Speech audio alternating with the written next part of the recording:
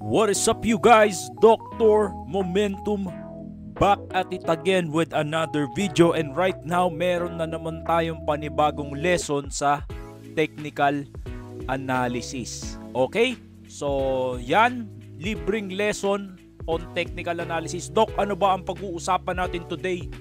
Most requested, siguro dahil gamit ito ni Mr. Million ba yun? Yung multiple trading champions. Most requested is how to trade Fibonacci retracements, okay, in a momentum perspective. Okay, so ngayon pag-uusapan natin how to trade Fibonacci retracements and what is Fibonacci retracements, and basically all you need to know how to plot Fibonacci retracement, paano ba yung ginagamit, okay? So without further ado, let's define what is Fibonacci retracement. Okay, so dito, Fibonacci retracement levels are prices depicted as horizontal lines on chart. So, ayan, may mga linya daw dyan, okay? That indicate where support, napag-aralan na natin to, and resistance could likely occur. Okay? Notice ang sinasabi dito, likely. Hindi sinabing sure ball dahil walang sure ball sa trading. At the end of the day, we are just speculating. Okay? Speculating means predicting. Okay? Hindi ibig sabihin na prediction lahat 100%. Kasi kung lahat ng prediction na 100%, mayaman na tayo lahat. Okay? So, ano ba yung mga Fibonacci retracement na yan? So, as you can see, dapat dito iba-ibang kulay, pero sa settings na ginagamit ni Dr. Momentum, syempre simplicity is the key. So, ginawa natin ganyan. So, basic, walang iba't ibang kulay, rainbow yan. Ang mahalaga sa akin yung number dyan at yung linya. So, Doc, paano ba i-interpret dyan? Okay, so, most likely, I will interpret this. Tandaan nyo to 0.236 and 0.382. This one is strong trend. So this one signifies a strong trend. Okay? 0.5. This one signifies, this is for me this one signifies neutral trend. Okay? So 0.6 to 78, 0.786.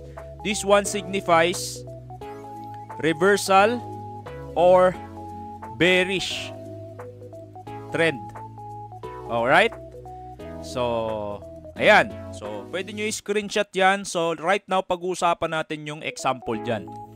Okay? So, di-delete lang natin to saglit. Ayan, delete lang natin saglit. There we go. And then here. So, let's say for example, we have a coin, no? So, nag-rally yung coin, ano? Pakapalin natin to konti, pero para matsdama. Nag-rally yung coin. Imagine this is a candle, okay? So, nag-rally. And then, right now, nandito yung coin. And then, nag-pull back sa 0.236. So, we have a pullback here sa 0.236. Okay? 0.236 level, nag-pull back yan. And then, ang mangyayari dyan is magko-consolidate. So, what does this trend tell us? So, it means, kanina pinag-usapan natin, pag nag-bounce siya sa 0.236, that means it is a strong trend. So, ibig sabihin, may indicator na ako na itong stock or coin na ito ay malakas. Why? Because nag-pullback siya sa 0.236 level, which is the strongest Fibonacci ratio that we have. Okay? So, kung momentum perspective ka, kung breakout trader ka, okay, 0.236 ka nag-break, okay. Since malakas ka, I will buy you at the breakout. Pag nag-break, bili ka dyan, and then, possibly magtuloy yan, or possibly, bumalik yan. Okay?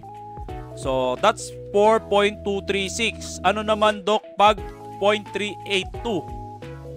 So, let's say, ganun ulit. Nag 0.236 ang stock, and then nag 0.382. Okay? So what does the price tell us?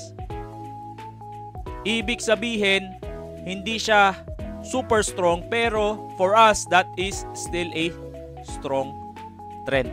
Okay? So maaaring nag-pullback siya dyan, and ang bili mo pag momentum ka here, pag bumalik sa 0.236, and then pag nag-consolidate, meron ka ulit na buying opportunity dyan. So it would depend to you. And as you can see, this is a HNS head and shoulder pattern but reverse. So our HNS, that is a bullish pattern, or probably if you would cup and handle, it's up to you. Okay? So sige, next tayo example.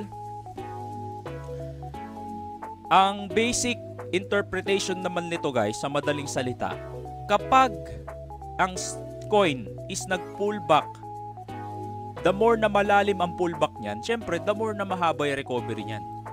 Or pwede rin naman pag nag-pullback, hindi na makarecover kasi sobrang laki na ng selling pressure. As you can see here, 0.681. And then, let's say for example, gumanyan tapos nag-pullback dito, or meron mga mini move dyan tapos nag-pullback dito, syempre mahirap na makarecover yan. So basic lang yung Fibonacci retracement. Okay? So yun lang talaga siya. For me, merong mga ibang gumagamit niyan na ginagamit sila sa ibang method. But for me, technically, isa sa mga ginagamit kong method na pagplat ng support and resistance is Fibonacci retracement. Although meron pa tayong mga ginagamit na ways na iba pa, pero I will reserve it to our Discord. Okay? So, kung gusto mo sumali sa Discord, ginagawa ko pa siya. But if you are willing to join, or if you want to join, just comment Discord below so I can list your name on the waiting list. Okay?